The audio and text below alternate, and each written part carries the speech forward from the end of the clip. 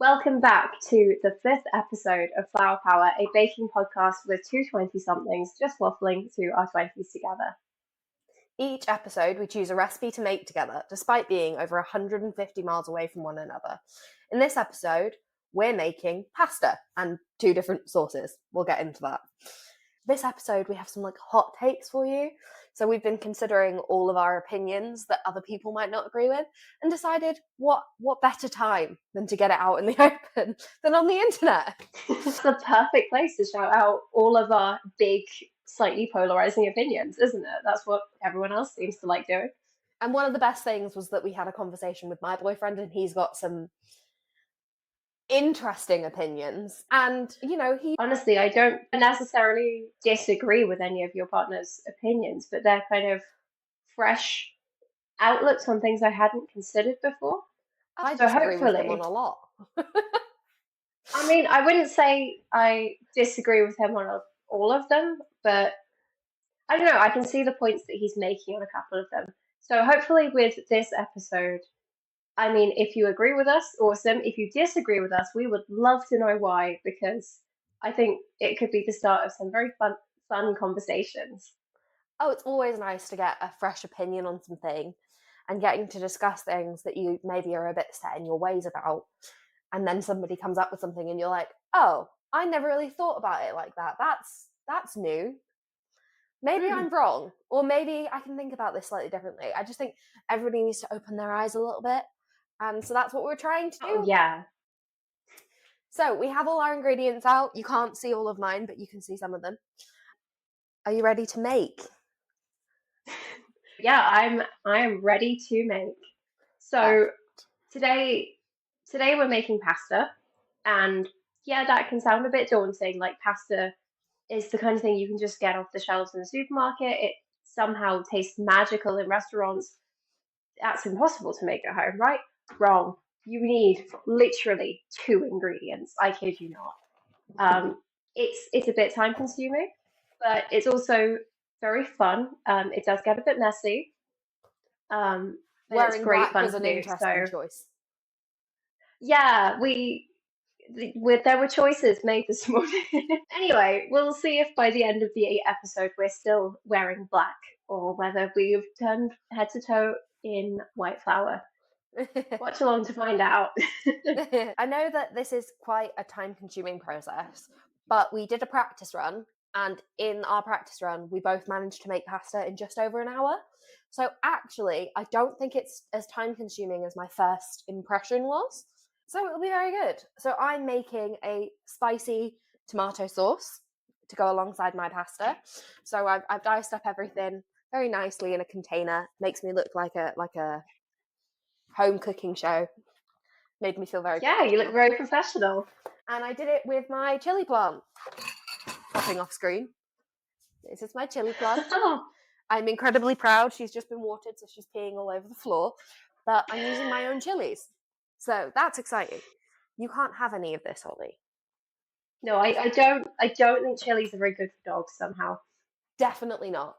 Right, so the first thing we're going to do is make a well. I've done it in a bowl because I have a dog who will put his snoot on the counter if not stopped. I have done it on the counter because I am clearly inviting agents of chaos to interfere. You can do it on your counter, you can do it in a bowl. I've done 2 practice runs with this. Did it on the counter first time, and the egg did in fact go everywhere, so make it a pretty sturdy well. The second time I did it in a bowl, and it was a lot neater, but it's up to you. What I am going to do, just for personal preference, is I'm going to grab a knife so I can open my eggs without breaking the shell everywhere. Right. So it depends on obviously the weight of the flour, but it's flour and eggs and then a bit of water if you need a bit of water for it to come together. Hi there, have you come to join us? It's lovely that you've come to join us. I appreciate your attention. And then I'm just going to use a For fork. those wondering where Hannah just went, we have a new member of Flower Power. If you haven't been following us on Instagram, go follow us on Instagram, first of all. Second of all, Olly, Hannah's new greyhound, is somewhere off camera, being very adorable, I'm sure. He's looking at me with longing eyes going, Mummy, I want some. Mummy, I want some. But Mummy, please. I think pasta is for dogs. He can have pasta, because he can have Oh, eggs can and he? he can have Okay. flour. He just definitely can't have the spicy tomato part. And I also don't think he really wants it, to be honest. He's curled up on the sofa again, so he's definitely not that interested. Right. As I feared, my hubris has got the better of me. I do have a bit of an egg avalanche happening. Yeah. No, for next time, use a bowl. For the sake of your kitchen counters, use a bowl. This is going really well over here. It's quite the role reversal that you're the one making the mess. Yeah. What can I say? I'm learning from the best. I mean, don't get it twisted. I'm about to make mess, but yeah, I just managed to get ahead of you in this one. So I've abandoned the fork. I'm just going in with my hands, because yeah, your hands are going to get messy when you make pasta. It's inevitable. Like if you have textural issues, you might not enjoy this process so much. But like, think of it like playing with Play-Doh, except you get to eat it at the end, which I'm sure every toddler always secretly wanted to do, and several tried. I was going to say, I definitely ate it. I definitely tried to once, and I think I was rapidly stopped by my freaked out Nana, who was like, no, that's not food. That's definitely not food. Get away from there. Very sensible, Nana. Thank you. But yeah, so if you ever wanted to make Play-Doh and then like eat the Play-Doh, make pasta and fulfill your toddler dreams. You can also make edible Play-Doh. My nan used to do that for us because then if we ate it, the world wouldn't end. It's just flour, salt, and water, equal measures of each. That's really smart, actually. That's a great way of like keeping them entertained while minimizing a little bit of the chaos. Oh yeah, and you know, because it's a third salt, it's not very nice. So you'd eat it once, and you'd never do it again. That's a pretty good deterrent.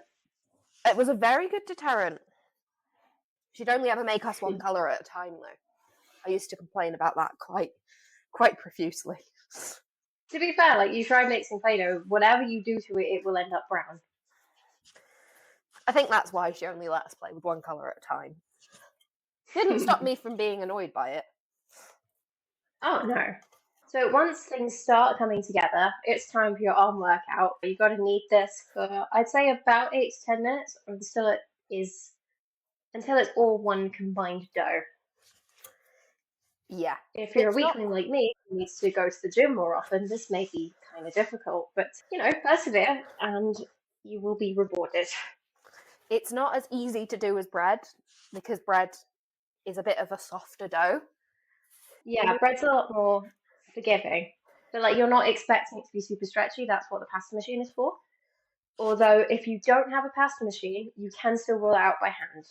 In my practice session, when we were doing our pre-record, I rolled it out with a rolling pin by hand, and yeah, it took a while. It was definitely not as thin as if you had a pasta machine, but it still turned out really nicely. And it's quite nice if you just want like rustic shapes, or you're not too fussed about like uniformity, which honestly I'm not really. I'm not either. The pasta machine is very satisfying though. Oh, it's very satisfying. I have had a pasta machine 10 years, I would say. When do you think that birthday party was? 13, 14? It was for your 13th. So the birthday party Hannah's talking about was you got to hire out a cookery school for the day, and it was honestly the best party I've ever gone to because we got to make rainbow pasta, which was really fun, and then we also got to make profiteroles. Profiteroles are one of my kryptonite. I love profiteroles. If I ever were to get married, I would have a croquembouche instead of a wedding cake because croquembouche is just a tower of profiteroles. And that's what I want. So, I would be at your wedding anyway, but you've definitely just sold me on coming. So I've had my trusty pasta machine for about 12 years now.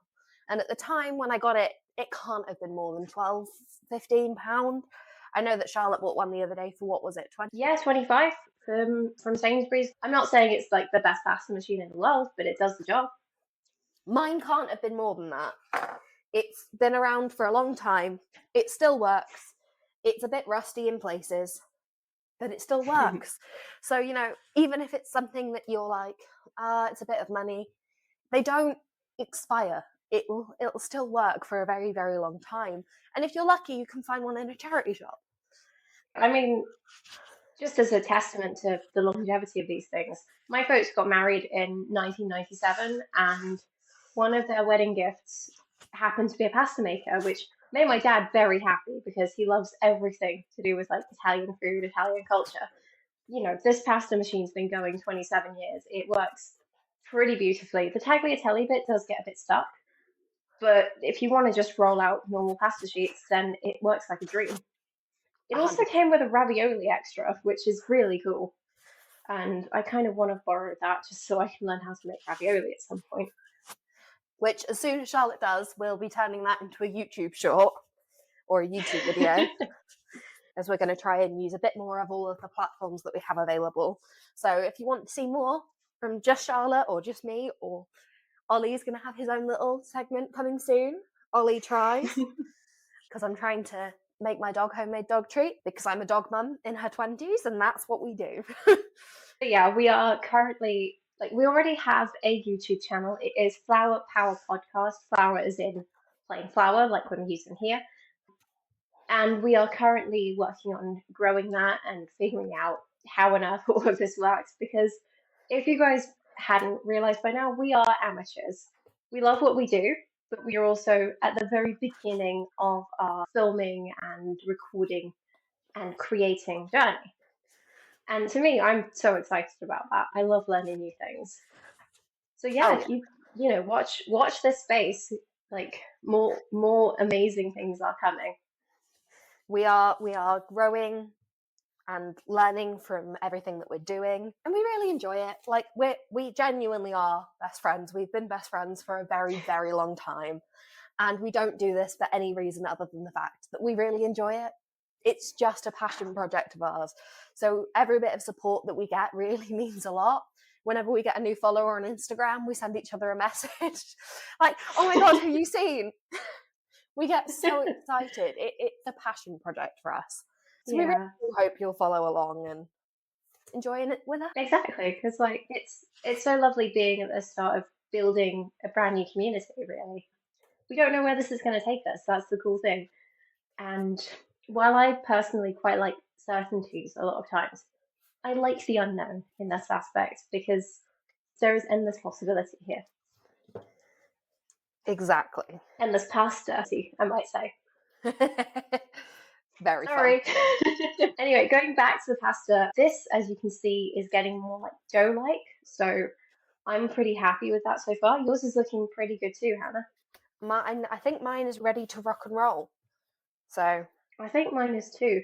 What I might do is give it a little bit of a helping hand with a rolling pin, just so I'm not wedging it into my machine straight off the bat. I will not be doing that because I am a creature of chaos. I think we've established we both are, just like in slightly different aspects. So when we're together, the chaos either cancels each other out and we're just chill, or we are just harbingers of chaos in both directions, and it's just absolute, like, to me, I absolutely love it. Oh yeah, me too. We just feed off each other's chaotic energy. Always have. It's great. So we are currently 16 minutes into recording, and we have our pasta dough ready to roll out.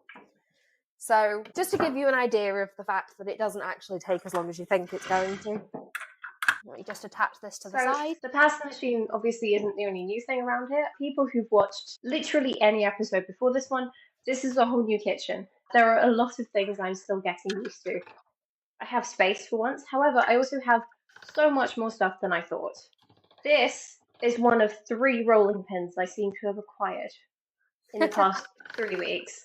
I have multiples of everything that I do not need, which a lot of it is really nice. Like, it's things that I've been gifted by family or that's been handed down to me. Part of it is like, why do I need 3 oven cleaners? It's just things like this that sort of seem to keep accumulating. If anyone's moved house and tried to like downsize or tried to sort through like family stuff, you know what I'm on about. It can be kind of overwhelming sometimes. But yeah, I mean sometimes you find some absolute gems while you're doing that. But sometimes it's just chaos. Not in the fun way. So I've just started rolling mine out. How's yours coming along? Mine's getting a little bit stuck, so I've just put it through and I'm putting it through again. I'm just giving it another go. So if anyone hasn't used a pasta machine before, you don't really go just one and done. It's a very incremental process. It's also, kind of a manual process. What you do is you have this knob on the side or dial, whatever you want to call it. And as you go through the process, you narrow the space between the two rollers. I'm sure in the behind the scenes we'll show a close up of what these actually look like. But anyway, so this is the first pass. That's a very interesting shape. I think to make it more manageable for myself, I'm going to cut this in half, just so I'm not trying to force too much dough through in one go. And I'm going to go in for my second pass. So for me, I will be doing it to number 5. And then I do have the bit that goes on for you to use it to make tagliatelle. I find that it gets stuck, and I think that's especially just because of the age of my machine. So I'm going to be doing a little bit of hack where you just cut it with a knife. I'm gonna dust it with some flour so it doesn't all get stuck to itself. Fold it up several times over, so I've got a nice little rectangle here, and use a very, very sharp knife and just cut into ribbons. And those ribbons will make my tagliatelle. So when I pull these apart, should have got my baking sheet ready, I have little weirdly shaped ribbons. They look lovely. So I'm just going to place on my baking tray so that they don't stick together. I should probably have also got a baking tray out at some point while prepping. There we go. And I'm just going to dust that in flour just to keep them from sticking. I think you're a little bit ahead of me, Hannah, because I'm still on level 2 of the pasta. I'm a bit of a Speedy Gonzales, aren't I? To be fair, I think you're also a lot more used to the machine. Like this thing I've only used twice, so I'm just going to turn the light on. Hopefully, I don't know if that's made any difference. I just thought it's surprisingly grim for July out there, so I thought I'd add a bit of light to the subject. That's the wrong piece of pasta. These are a long bit of tagliatelle. Very, very long ribbons. They're long boys. Oh, definitely. Like my dog. So as we are making, we usually share some of our favourite things that have come up recently.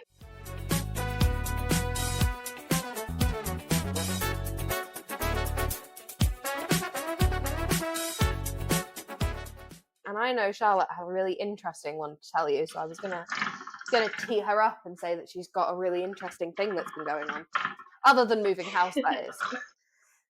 So I have been part of my local book club for some time, and this month's book club was super exciting on several counts because we got brand new books, one of which hasn't even been released yet. Like, this is a proof copy. And I've never been so excited about books. I get excited about books a lot. I have been a massive bookworm my whole life. But these 2 books in particular have really intrigued me because, first of all, I get to actually share them with other people. My book club is a wonderful collection of really lovely individuals, and I love getting to meet up with them. And secondly, well, both of these are really intriguing. So I will start with this one. This is The Curse of Pietro Houdini. I've not started either book yet. Have a look at this cover. Isn't it gorgeous? This has been gifted to my book club as part of a writing prize where we all get to collectively make a review of this book, and other book clubs up and down the country are doing the same thing with other books that are part of this shortlist. And whichever book has the best review gets this writing prize, which encourages new authors, particularly in the historical or in the semi non-fiction side of things. A lot of it is to do with like adventure and daring do, things like that. So it's a way of encouraging new authors to get started with this. So The Curse of Pietro Houdini is set in Italy during the World Wars, and it is about a little boy who steals some paintings before the Nazis can steal the paintings, and Well, sort of that's follows fun. that journey. I'm really excited by this. I love a good historical fiction. So really, really intrigued by this. Second of all, this I know is already dear to my heart. It's called The Instrumentalist. It doesn't come out until August this year. I'm probably spoiling it a little bit, but if Harriet Constable ever listens to this, Harriet, I am so excited for your book. I can't wait to read it. So this is about a violin prodigy called Anna Maria della Pieta, who was a student of Vivaldi, is one of the most well-known like Baroque violinists and violin composers. I used to play violin. I used to be part of an orchestra, and so to be able to read about a woman in history who not only was a student of Vivaldi but also created her own compositions and who's been forgotten by history. Like this excites me so much. I wish I had this book growing up. So I'm so intrigued by this. So these are my two very fresh finds, and I will keep you updated in the next episode about how the books are going, how I'm finding them, and what happens with the writing prize. So yeah, over to you, Hannah. So my favourite at the moment has got to be what I've done recently. So, as you know, I recently got a dog who is asleep on the sofa paying zero attention to me. So I'd love to show you him, but he's not interested. Which is good, because we've done a lot of training to get to this point, because he was a counter server when he first came here. And I was really worried about how we were going to do the podcast if I couldn't cook. But he's learned. He's come a long way. My favourite is that between me and my partner, we took our dog down to my childhood holiday home in West Sussex, and we spent some time there, and it was absolutely lovely to have walks on the beach and go to the bakers that I went to as a child and see my nephew and do everything that I don't usually get to do and see all the people I don't usually get to see. It was just, I can't even really describe how wonderful of a feeling it is to watch your dog run across the field that you learned to ride a bike on. It was like a full circle moment where I was like, oh my God, I learned how to ride a bike here, and now I'm watching my dog play. It was just... And not only that, like he's learning to play for the first time in the same space that you did. Yeah. If you're not from the UK or you're not from a place where greyhounds are still raced, fabulous for stuff. That's great. Can you help sort it out in this country? One of the things that I am going to link in this episode is that the Blue Cross is currently running a petition to end greyhound racing in the UK. I was passionate about this before having a greyhound, but now that I have the sweetest little baby, I don't understand why it's still legal to treat animals in the way that they are treated. So Ollie is a rescue. He's about 4 years old. He came to us when he was pretty much 4. We celebrated his birthday together. And we don't know much about his history other than his race history. So I know that his mum had 10 or 12 litters. I'm not going to be sharing his race name. That's a lot of pups. That is a lot of pups. His dad's only 2 years older than him. And they're just kind of overbred and then sent to China as dog meat. They also are raced against their will. They are underfed and overfed to be in different categories. They can be underfed so that they run faster, because if they're really hungry, they'll chase. So our lovable little boy, he's just learning at the moment how to be a dog, and learning how to not be kept in a kennel. He's the sweetest boy ever, and this kind of leads on to one of the hot takes that we have, that we've agreed on. We've got the same opinion, and because of the size of him, greyhounds are not little dogs. They are They're very, very big dogs. They are expected to behave. Ollie is expected to be a much gentler, calmer animal and less excitement than a little dog who can wheel over the floor when it sees you, or can yap and yap and yap at you, and it doesn't matter because they've got little teeth.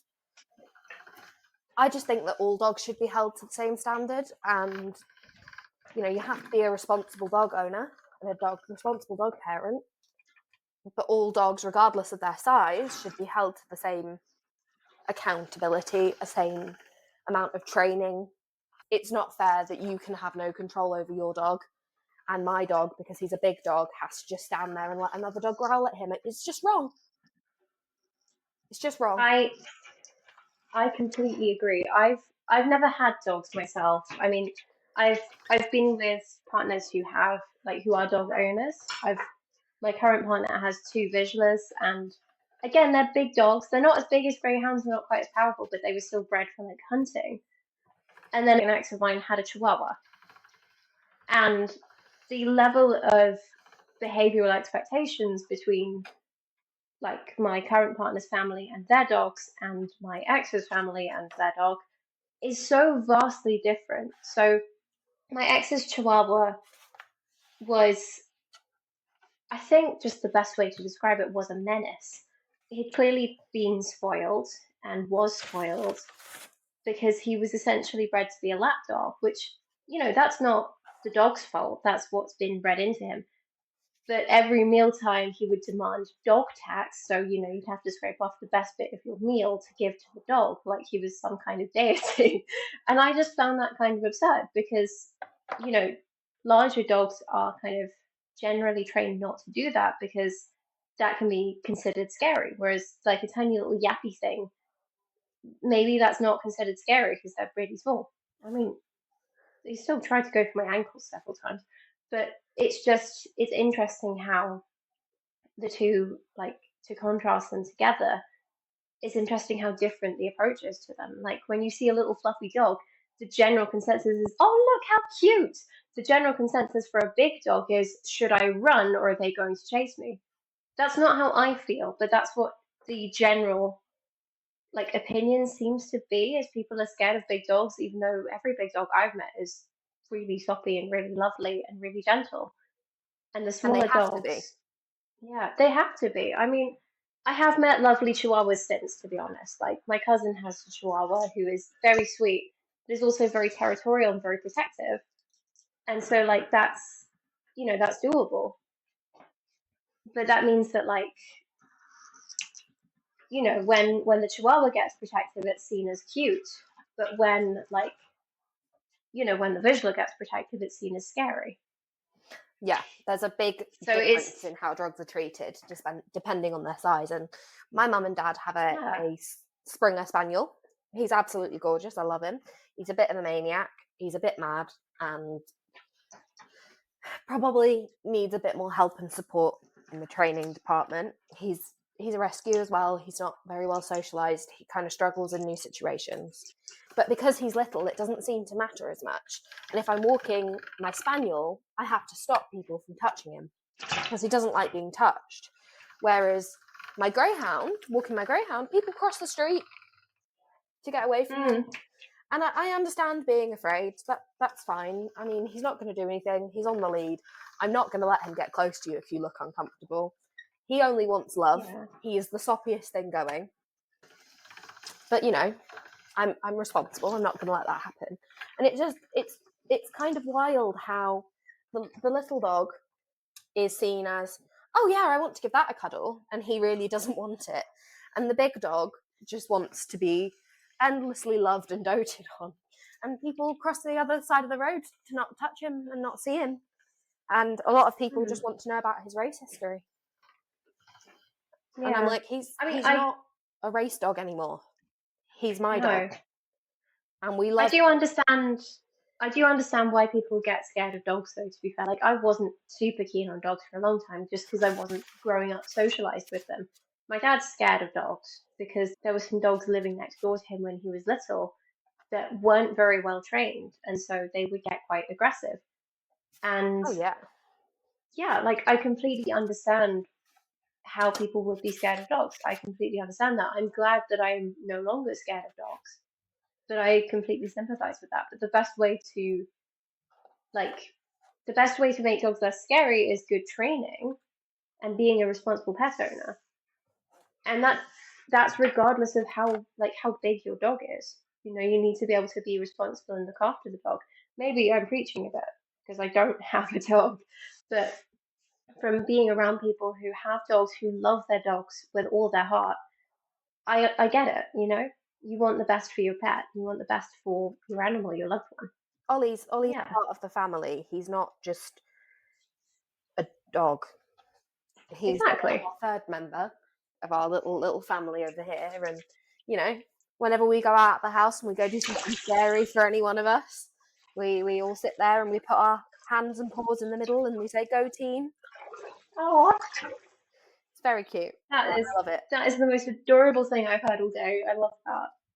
He is a very sweet boy. I don't think that little dogs need to be held to a different standard or again, it doesn't apply to all dog owners. It doesn't apply to all dogs. I've met some lovely, well-behaved little dogs. 100%. Oh, yeah. You can definitely get away with being a more neglectful dog owner if you've got a little dog, because you can just pick them up if they're being a little shit. My dog is like 32 kilos. I can't just pick him up if he's being a little shit. He needs to learn to not be a little shit in certain scenarios. He's allowed to play and have fun, and that's all I want for him. But he does also need to know when to behave, and that should be a universal thing and not just apply to my big greyhound and other big dogs, obviously. Yeah, I completely agree. I mean, I'd love to have a dog one day. That'd be really fun, actually. I'm still figuring out how to look after, one person. So one person plus an animal is a bit much, but in the future it would be really nice actually to have that companion.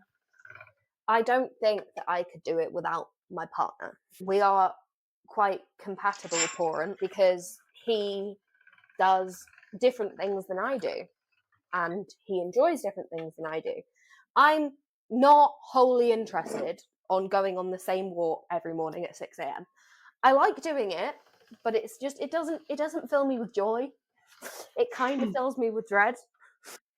It's the whole repetitive nature of it, isn't it? It 100% is. And that doesn't stop me from doing it. The dog's needs will always come above what I want. But he does it definitely more than I do by significant bounds. I'm not going to oversell it. He is a fantastic dog dad, and does so much for me and Olly. Yeah. And so, we make it work. But then I do a lot more training. I do enrichment. I do a lot of research on what food he needs to eat. We take on different elements of it, and it's much easier in a partnership than it ever would have been on my own. And I'm a very independent person who's like, I don't need no man. I don't need no this. I can do everything by myself. I don't need anybody to help me. I can do everything on my own. And I can do that on my own. But honestly, I don't want to. It's really nice having us as a little family and a little group, and we work very well together, all three of us. Olly calms me down, but he also motivates me and helps with my mental health. And obviously, it's not like I've not got a dog to help with my mental health, because that would never work. We have the dog because my partner met him on a work excursion where they were donating to an animal shelter. Met him, walked him, came home, and never stopped thinking about him. So talked about it, I would say, every day for 3 months.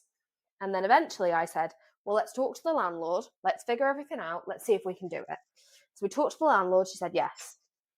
We had to figure everything out, get all our ducks in a row, figure out how we would do it. Could we afford it? Can we give him a life that he deserves? Because he deserves the best life ever, and that is the same for every animal. And we came to the conclusion that we can, and now 6 weeks later, we have a very, very adorable pup who's loving life. I got to meet Olly properly for the first time a couple weeks ago, I think, or last week. Time doesn't mean anything to me. Like the three of you came down here and gave me a little housewarming. It was so sweet. And Ollie was the biggest sweetheart I have ever had the joy of meeting. I fell in love with him as soon as I saw him nestled in the back of the car. Like I'd already fallen in love with him, but like When he he's decided he didn't impossible. want to get out. Yeah, but he is impossible not to love. I've just chopped up this garlic. I realised I was about to mince the garlic with my garlic masher. Oh well, one less thing to wash up. Never mind. I don't think that counts as a fudge up, actually. So I can see you're still rolling out your pasta. I have managed to rocket through that, and I have all of my spaghetti laid out here. I'm holding it at this angle so it doesn't fall down. So that's my spaghetti. Very exciting. And what I've just done is I've grabbed a whole load of basil, probably too much, but there's no such thing as too much basil in my book, and a clove of garlic. And I've just roughly chopped the basil to give it a head start. And what I'm going to be doing is quite possibly my favorite like sauce or garnish or thing ever, which is pesto. Except I can't have pesto because it has nuts in most of the time. Usually it has pine nuts or cashew nuts. I've seen one with walnuts before. And naturally that wouldn't do good things for me. That would leave me incredibly uncomfortable. And I've talked about my allergies before on this podcast, so I won't go into detail this time.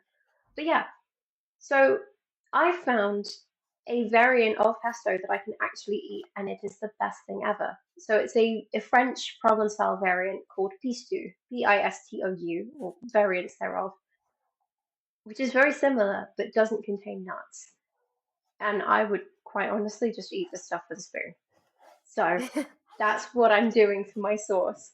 I got my little pestle and mortar here. You can do it in a food processor. It's a lot quicker. It's probably a lot less messy, but I quite like doing it the old-fashioned way. I found this in a charity shop for £2. I love this little thing. So I've got my pestle and mortar. I've got basil, garlic, lemon juice. You can use fresh lemon, of course. This is what I have to hand, and olive oil. Yeah, I know this is the good stuff. I have a rule. I don't skimp on olive oil, and salt and pepper. So I'm going to start putting all these things together. So I'm sure I'll get a proper recipe written down for the blog so that you guys can actually follow along. But as with a lot of my cooking, I kind of just eyeball it and I measure it with my heart, which is kind of our little like tertiary tagline on this, aside from the whole waffling throughout these things. We measure things with our hearts. We measure chocolate chips with our heart. We measure the amount of lemon juice and basil leaves that we need for pesto with our heart. So I know off the top of my head, a teaspoon of lemon juice is a pretty good way to start. And then you want about half your olive oil in first, and then you add your basil and your garlic. There's a pretty good basic recipe for this on a website called The Spruce Eats, and they call for like a third of a cup of olive oil for those Americans out there. I don't know if any Americans actually follow our show. I hope they do. But anyway, I will probably link to that in the description box because that's where I found this like alternate pesto. I also found it in a book of mine called Love in Paris, which is my favorite book of all time. But anyway, there are millions of variants on this. Some of them use parmesan, some of them use breadcrumbs, some of them use neither, some of them use both. So I've got my olive oil and my lemon juice in here. I'm going to just add some basil and the garlic.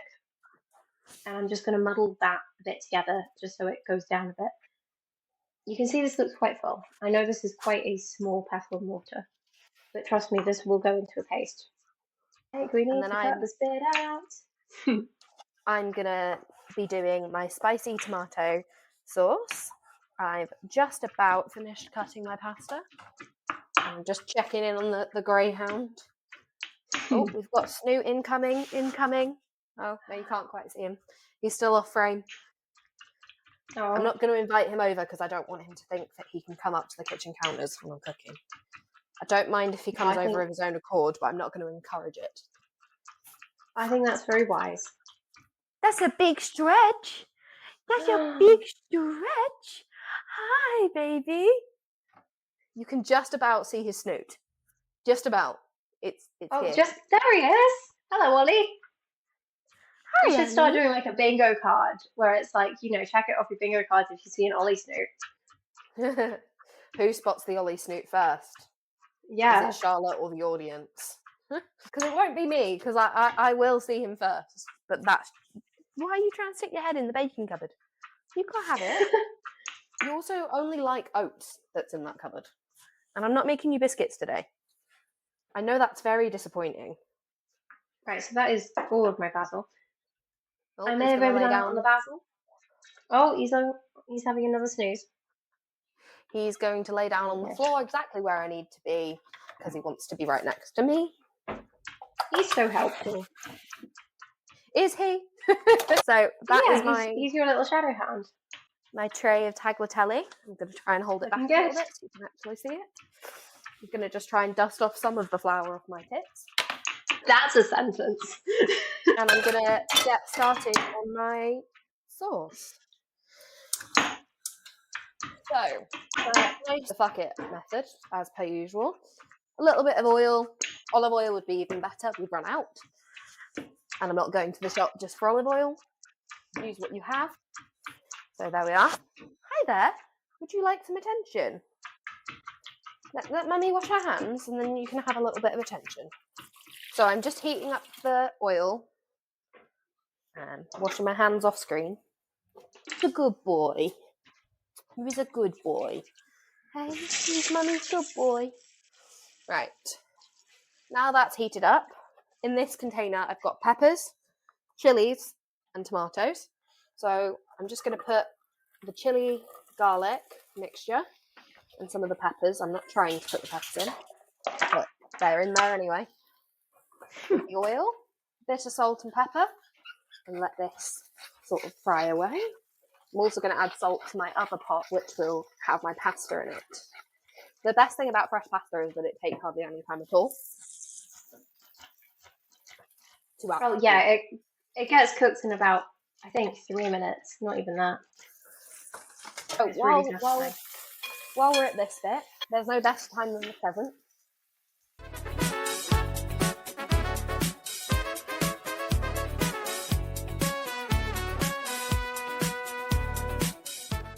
So my fudge up of the month is that when ordering something for the dog, I didn't check what was in my Amazon basket. And so I just clicked buy now and ordered things that I've been looking at for a very, very long time, but never would have spent the money on. Oh no. I didn't realise until it was delivered. So I now have a clicker for my Kindle, page turner thing, and this weird like arm thing, so I can stick my Kindle onto the headrest of the bed, lay in bed and lay there and turn the pages of my Kindle without dropping it on my face. Absolute game changer. Oh, Jesus. Spicy. Game changer. But my God, did I not realise I was doing that. The dangers of online shopping. I mean, at least they're things that, like, you know will come in handy. They're, like, things you wanted, you know, low-key wanted at least already. So that's quite good. I have a feeling this sauce is going to be incredibly spicy. If it's too spicy, you can temper it with a little bit of sugar, and that just tones down a bit the acidity as well of the tomatoes. I will definitely be doing that. I'm probably adding more tomato. Yeah. Because it's so spicy that my nose is running. And I'm not eating it, I'm just smelling it. That makes me want to try your chilies, though. Alright, there we go. That is nearly there. That's got so, it's looking good, though. I wish I could smell it. Seriously, why are we spending all this money on AI when we should be spending money so that I can smell my best friend's cooking from 150 miles away? Yeah, I wholeheartedly agree with that statement.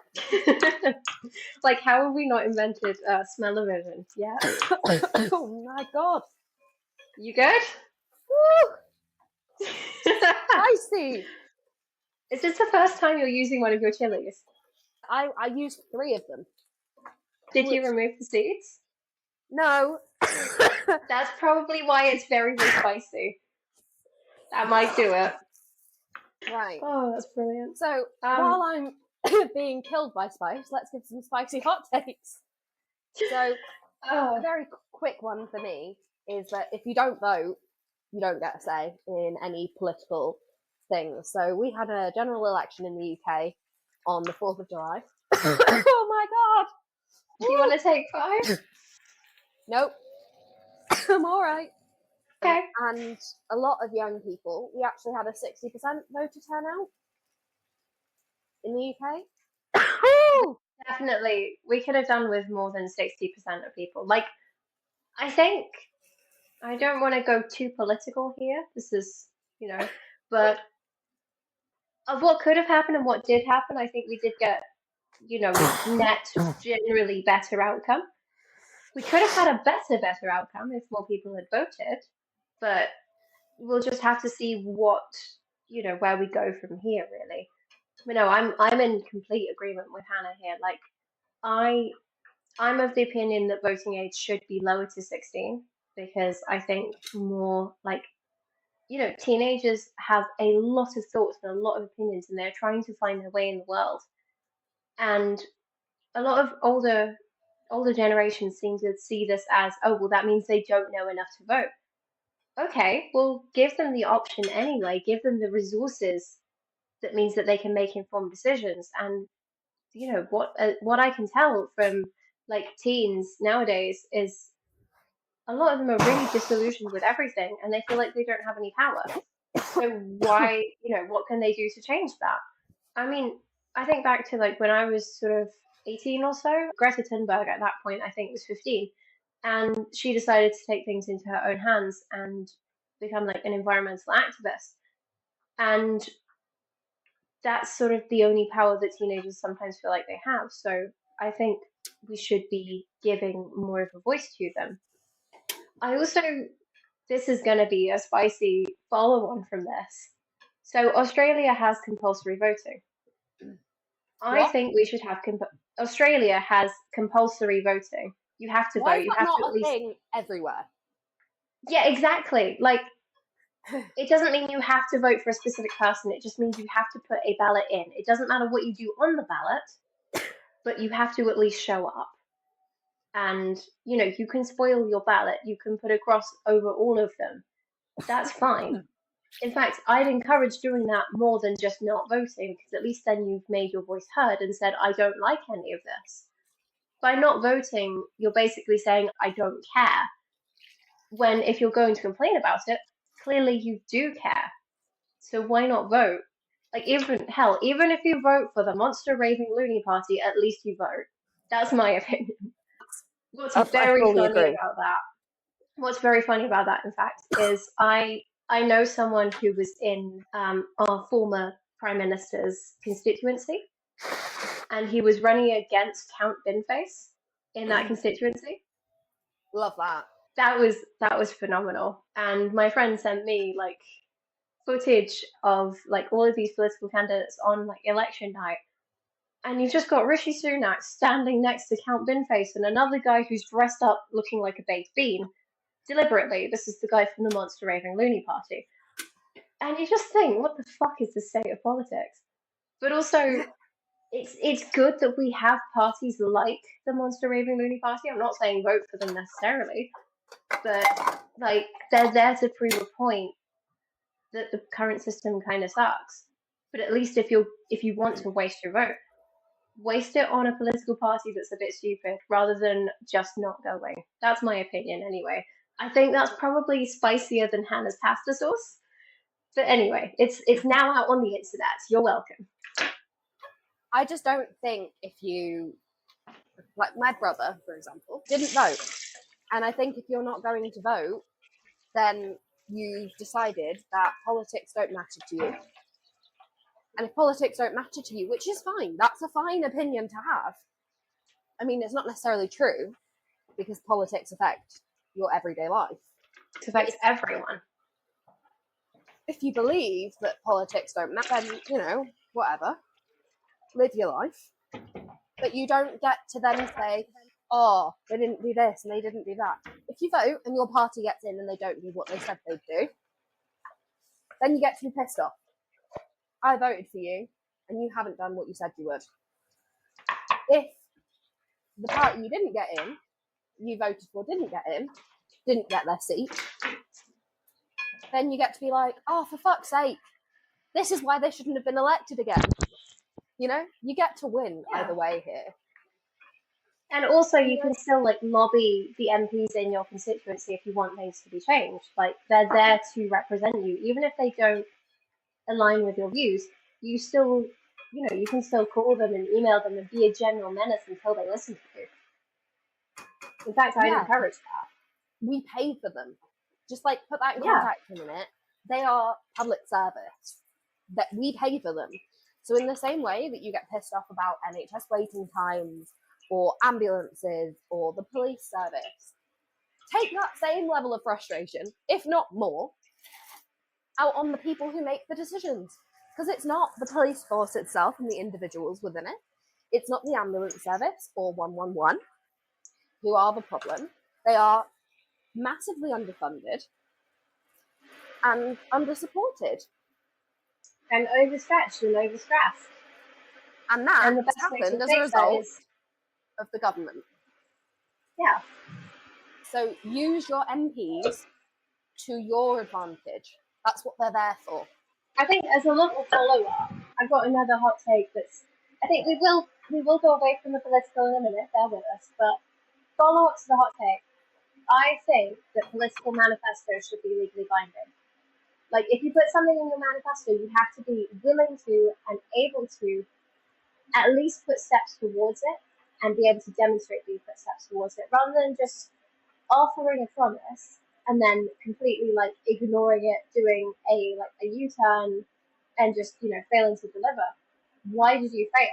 You promised that you would deliver something. Where is it? And if you don't have a good reason for it, I think that should be legally binding. That's, you know, manifestos are just like, it's saying, it's ideas. They're good ideas in some cases. They're really stupid ideas in other cases. I'm not going to say which cases, but generally, you know, you can probably infer. But I think they should be legally binding.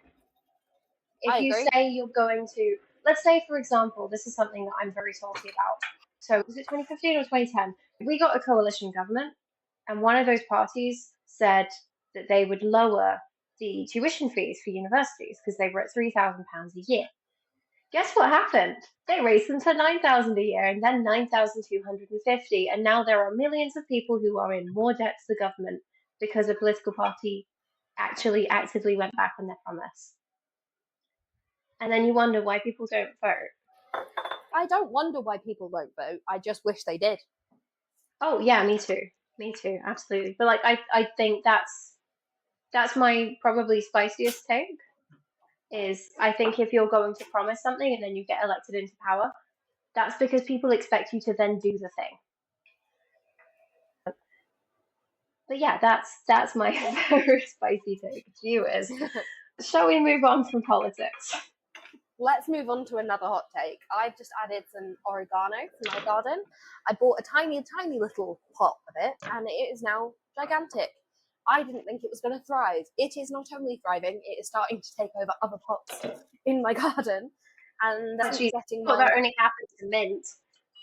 No. Since getting my four-legged friend, my garden has been a little bit neglected. Unintentionally. It's just, you know, walking the dog is a priority over propagating my plants nowadays. It happens. Right. The next one that I've got is age. So I've just left a work environment, two work environments, where age has been a significant factor in how I have been treated. And you can say that you don't think it is, but I'm a very driven young woman, and I think that I have been negatively treated and maybe misjudged and believed to be less capable by both men and women. This is not just like an older man thing. It's both genders as a result. So I think I've been undercut in my abilities. And I think that should stop. I'm a very capable, driven young person. And the attitude of, oh, but I've been doing this for 30 years. What do you know? Okay, you've been doing it for 30 years, and the company's not making money. Don't do it that way anymore. And things have developed, and there's new technology now, and I don't have to sit here with a pencil, and go out and write down things on a piece of paper and then fax it to the company that needs that information. I don't have to do that anymore. So to People still increase fax? efficiency, yeah, faxes were used People a lot. still fax? Oh yeah, we still had one at my previous role. I haven't seen a fax machine for 20 years. My dad used to have one in his own home office, and I think I saw him use it about 5 times when I was really, really little, and I never knew how it worked.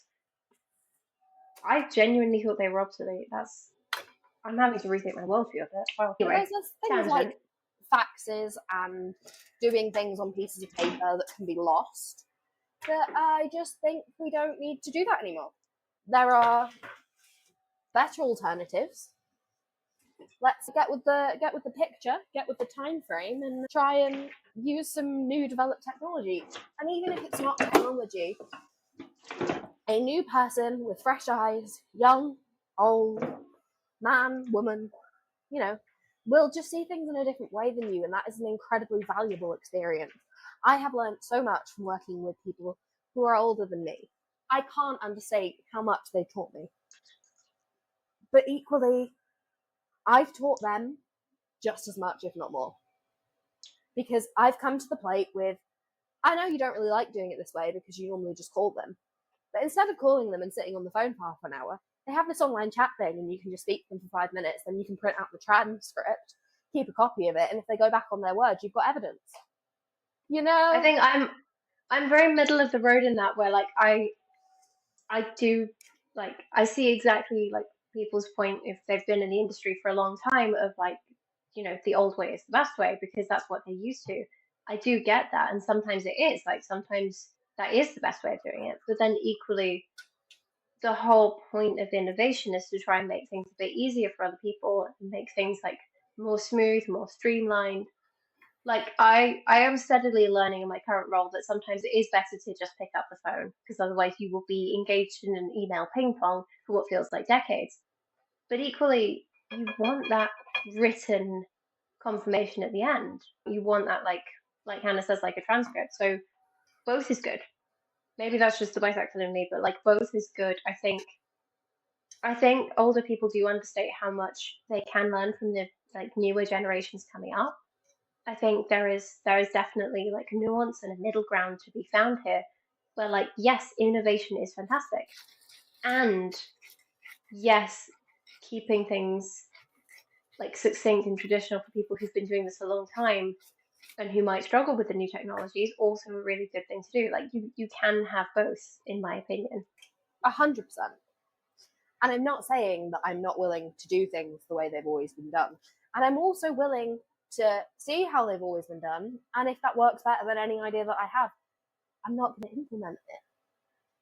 Oh, but yeah, exactly. My drive and my motivation and my age, and I believe at least a little bit my gender, have been contributing factors to how I've been treated in the workplace because I'm seen sort of as a little girl. Into the office. Yeah. I don't really wear makeup, so that probably doesn't really help, but I don't see why I should have to. Oh, agreed.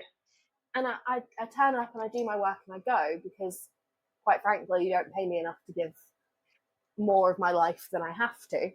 You pay me to do things for you in this time period. And that is what my contract says. And if you want me to stay later, you're going to have to amend my contract. And I think a lot of, again, not all, none of this applies to everybody. There's a bit of a, oh, but your job is to do this and you're salaried, so you just have to stay until you've done it.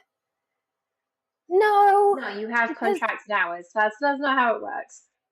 Because if that's how it works, which I would be fine with if that's how it works, but that means that on Tuesday at 2:00, when I have nothing to do, I could log off, and I can't. So I'd love that. My work is all go, go, go. But anyway, I've always wanted to be in the vicinity of my current industry, and it has historically been an incredibly male-dominated industry. Like the construction industry is, I don't know the actual statistic, but it is mostly masculine, it's mostly male. And so, like, when I was sort of growing up, you wouldn't really see female architects, for example, or female project managers, or female plumbers, for example. I remember going to a site visit when I was like in my very early 20s with my dad. So, yes, I've got an extra foot in the door. I'm very lucky in that respect. But I went to a site visit with my dad, and there was an electrician there who happened to be female. It was my first time seeing a female electrician. I was 21, and I thought, oh my goodness, this is really exciting. In my opinion, I don't think that should have to be exciting. I think like we are far enough into what we consider the modern age that that should be normal, that should be like, I don't think we should be like, I think trying to aim for a quota of 50% of each is frankly counterproductive, because sometimes that's not what people want to do, and sometimes there's not space, perhaps.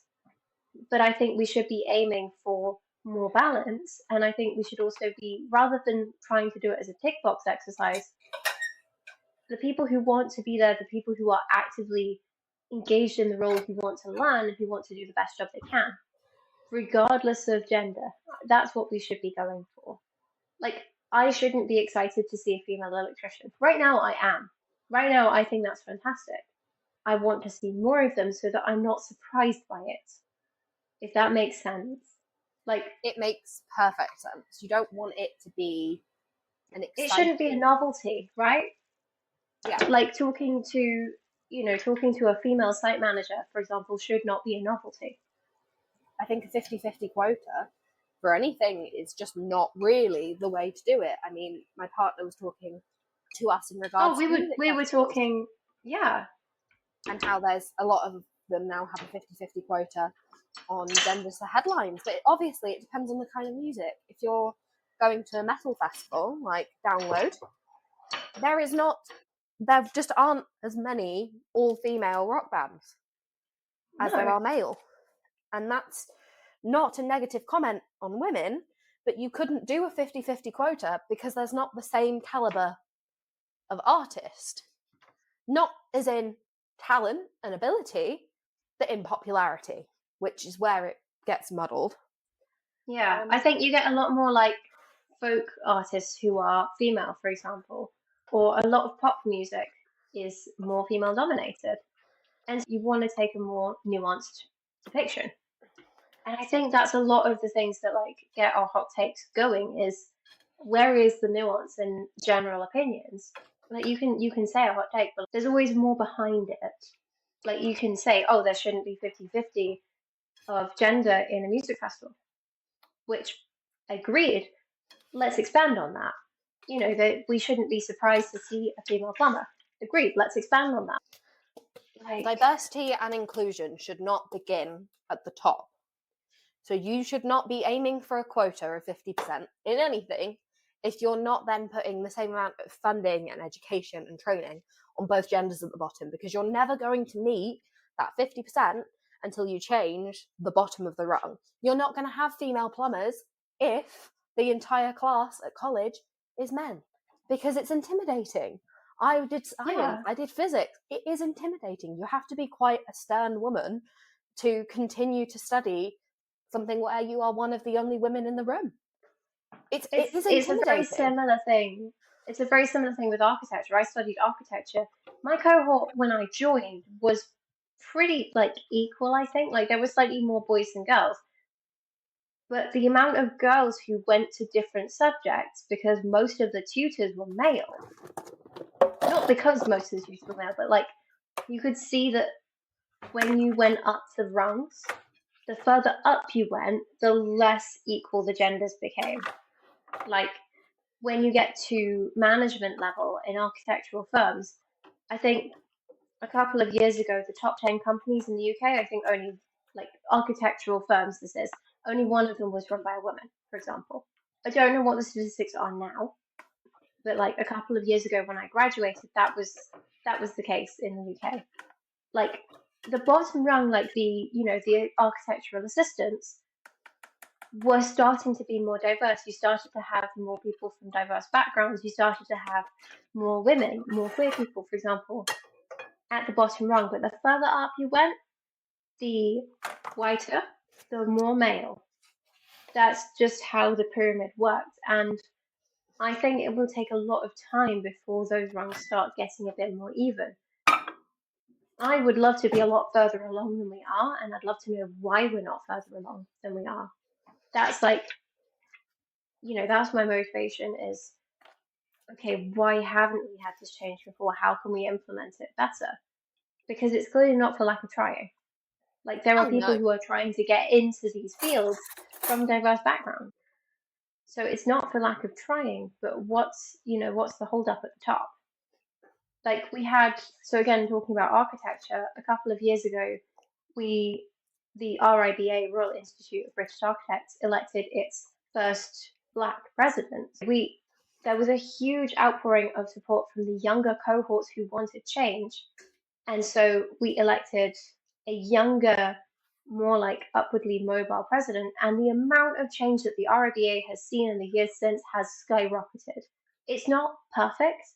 There's so much more that still needs doing, but like by choosing a younger, also diverse person, by having this huge motivation behind them, it's caused a lot of change to start happening that I hope will keep happening, because the RIBA is traditionally seen as an old white man's club. And so to have that change start from the bottom is really exciting. 100%. My pasta is done. As usual, I've Speedy Gonzalez my way through it. My pasta's probably done, but I forgot about it for a second. I'm saving this half. I'm going to dry this once I've separated it off camera, because I made 2 portions for this so I can have fresh pasta whenever I want. That's probably done-ish. And the great thing with pesto is you can just dollop it straight on top. So my sauce is done, my pasta's done. It's absolutely delicious. I'm looking forward to trying this. Right, I'm going to go drain this over the sink. And then while we do that, I'm going to go over my fresh find. Yeah, because we did mine, I guess, but we haven't done yours.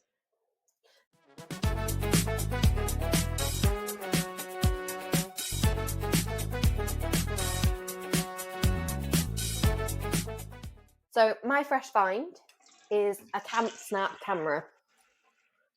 A what? So a camp snap camera. I'll go grab it in a second. I can't go while the food's out because the dog will have it. Oh, yeah. So one of our friends, Jordan, head of Matter of Mind, the band. That's the band that my fella's in. If you're interested, please listen to their stuff. They're very, very cool. I'm not saying that just because I'm sleeping with him. I genuinely think their music's really cool. And you can attest to that because you're not sleeping with any of them. Agreed. Exactly. But no, they're genuinely a really cool band. Ash actually did the theme music for us. His normal style is not funky 70s. It's very just go give them a listen. I think they're really cool. I think they've got a really raw, emotional sound, and they are so amazing to watch live. What we'll do actually is we'll link to Matter of Mind in the description box for this episode, because I think both of us could attest to say you should listen to these guys. They're something really cool. Yeah, and again, I'm not saying it just because I'm sleeping with him. I thought that anyway. So it's an old-fashioned style digital camera, a bit like a disposable camera. Yeah. So it has no screen. So you just take photos, and you can't actually see what those photos are until you develop it by plugging the SD card into your computer. So the only reason I know about this is because Jordan at Download had one, and it was so cool to be able to take photos while you're doing things and whatever, and you're not distracted by looking through them. You just take photos of the moments, and then you can look back on it later. It was so much fun that I had to order myself one. So thanks, Jay. That was a great recommendation, and I got the white one. And I will link that because I think it's really nice to not be on your phone when you are somewhere, but you still want to have the photos and the memories from it. So I think it's really nice to have the option. I completely agree with that. I think I do think we are getting quite reliant on technology nowadays, and sometimes that means we do forget to be in the moment. And I mean, Hannah and I grew up in a time where it was quite common to take a disposable camera with you on holiday and send the photos off. Like, I remember some of my school trips, I'd have like a really shitty Kodak and I'd take pictures. You wouldn't know what the pictures were going to be like. You'd come back and you have like your summary of the screen, or it was blurry, or like someone was blinking. You could never take those pictures again, but there was something so like so raw about them that I think when you can just take and edit pictures, you know, in the moment, you do kind of lose that. Like there's something really, I'm not saying that the modern technology is bad, honestly. Like it's amazing what you can do with photos nowadays, even as an amateur. But sometimes it's so much more exciting to just be in the moment. So speaking of being in the moment, I can see you started your pasta. How's the spice level going over there? I took out most of the spice. So That's quite good. this was what I was frying, and I took all of this out. So I have about a third of what was originally in there, because this smells intense. So I'm going to now freeze this in ice cubes and then use it when I make tomato sauce. Oh, that's neat. I like that. We love a zero waste queen. To mine, But imagine for people who like their sauces, this probably looks ridiculously plain. Trust me, you don't need a lot of sauce with this because the pasta does a lot of the talking. And this is like it's so simple, but it's just really nice. I'm gonna add a tiny bit more pepper. Fresh pasta is amazing, and as you know, if you've been following us a while, we don't really cut our podcast for time. We do cut out bits of us being really silly or dropping things, or if I stub my toe and go, fuck shit, fuck, I will cut that out. I don't really feel like that needs to be on the internet, despite me repeating it. So that's kind of the things that we cut out. But for the most part, we don't edit our podcast for time at all. No, so the point of it. Go on. The point of it was basically like, if you want to cook along with us, then you can. Like, we would love to keep you company. That's one of the reasons that we started Flower Power and decided on this particular format, was so that it would be essentially like having two very chatty best mates in your kitchen with you while you cooked. Because that's what we are. So that's our core raison d'etre for why we present the show in the way we do, where you see our kitchens in full chaos mode. To be fair, mine's better than it was this morning. And you see us making things in real time and walking you through how to do it, because we want to share this with you in real time. Because to me, if there are such things as love languages, cooking is my love language. And like, I think that sharing food is one of the fundamental parts of being human. Just to get philosophical for a second. Yeah. I think it's one of the parts of being, I mean, my dog, who is currently asleep, absolutely loves his food. And once I finished a bit more of this pasta, I'll change the camera angle so you can all meet him. I just don't want to teach him to climb up on the counters for obvious reasons. As when you saw his snoot earlier, you can see that he doesn't have to go very far to put his face on the counter.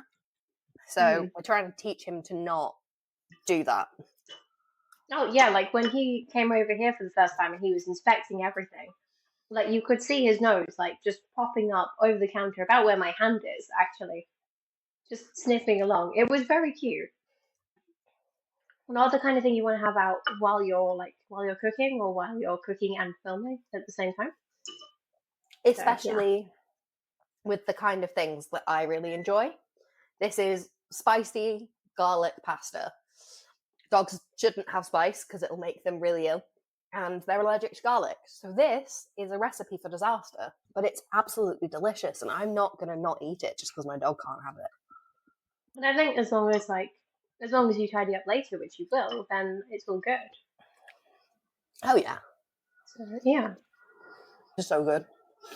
This afternoon, I'm going to try doing a bit of house shopping. God, I looked at sofas yesterday, and I found one for £10,000. Jesus And Christ. it was the ugliest effing sofa that I've ever seen in my life. I will show you a picture. Like, it was, jeez. I think it's the kind of thing that influencers buy because they think it looks cool and vintage and hip. And to be fair, it does look kind of comfy, but also it looks ugly as hell. So And I'll this send is you a picture staying in. That is staying in because that is a hot, spicy take if I've ever heard one. Alrighty. Right, let's move Well, on. I mean, I was talking to my friends about said sofa, and my friend said, like, the whole concept of money doesn't buy sense, or like the more money you have, the less sense you have. Agreed. That's not my take. That is my friend's take. I don't take credit for that, but I do agree with them. You know, when you don't have as much money, every purchase has to have a purpose. When you have more money, you don't necessarily have to think. You can just go, oh, I can afford that. It looks neat. I want that. Or this is dumb. I want to buy it. And sometimes, you know, more power to you. That's fun. Sometimes you just think there are so many other things you could spend that money on. Sensible things. Things that could help people, you know. It's an Olly! Everyone look. Touch. Yes, good boy. Oh, it's on the floor. Can I get a spin? Yes, that's a very good boy. For everyone interested, this is smoked ham. Can I have a paw? Oh, that's so good. That is so good. Touch. Yes. And we're learning a new one, aren't we? Down. Down. Good boy. Sit. Just a bit more. Good boy. Good sit. Good boy. So this is my lovable greyhound, Olly. He's a fond member of the family, and his snoot will be seen in many a video from now on. I love him so much. Where's the ham, Mum? I want the ham. Oh, I can smell it. It's up here. Hi. You've been very good. Yes, you've been such a good boy. May I have your paw, please? Paw. Yes, good boy. One more, and then we're all done. Yes. Mwah. No more. I know, you're very cute. That's very cute. But just because I said no more. All done. All done. All done. Okay, one more. All done. As you can tell, I'm wrapped around his little paw. It's very cute. I love how, like, he puts his paw up going like, oh, mummy likes it when I put my paw up. That's when I get my treats. So he just keeps putting his paw up. Yeah, he's starting doing that all the time now. You're very cheeky. Sweet. You know you can't have that. That's going back in the fridge. All done. He's a good boy. Didn't see that, but he put his paw up. All done. All done. Oh, no more. Good boy. Right. And then let me just turn this back around. You can see my messy ass kitchen. But, you know, a messy kitchen is a loved one.